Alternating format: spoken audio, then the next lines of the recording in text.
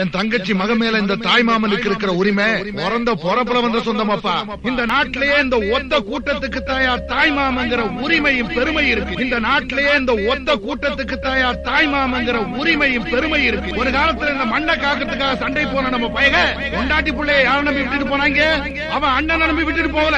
ஏன் பெத்த அப்பனை நம்பி கூட விட்டுட்டு போகல. அவன் பிறந்த வீட்டுல அவங்க அண்ணன் நம்பி விட்டுட்டு போனான். அதே தங்கச்சிக்கு ஒரு புள்ள பிறந்தா முதச்சேனையா சீனிப்பால் தொட்டு வச்சு பசிய போக்குறவன் தாயா இந்த தாய் மாமன் சேர தொட்டு வச்சதுக்கு அப்புறம் தான் பெத்த தாயே பால் கொடுக்கிறான். அந்த பிள்ளைக்கு ஒரு காது குத்துனா தான் மடியில உட்கார வச்சு சீர் செஞ்சு அதுக்கு இருக்க இடம் கொடுக்கிறவன் தான் தாய் மாமன். அதே புள்ள வளர்ந்து ஆளாகி நிக்கிறப்ப ஒதுங்கிறதுக்கு ஒரு ஓலை குடிசை கட்டி கொடுத்து தாய் மாமன் நான் இருக்கிறேன் தைரியமா இருந்து சொல்றானே அவன் தாயா தாய் மாமன். அதே தங்கச்சிக்கு ஒரு புள்ள பிறந்துட்டா அத ஒரு சுதந்திர பொண்ணா நினைச்சு தான் மகனுக்கு உரிமை எடுத்து கட்டி வச்சு காத்து தான் உயிரை கொடுக்கிறவன் தாயா தாய் மாமன்.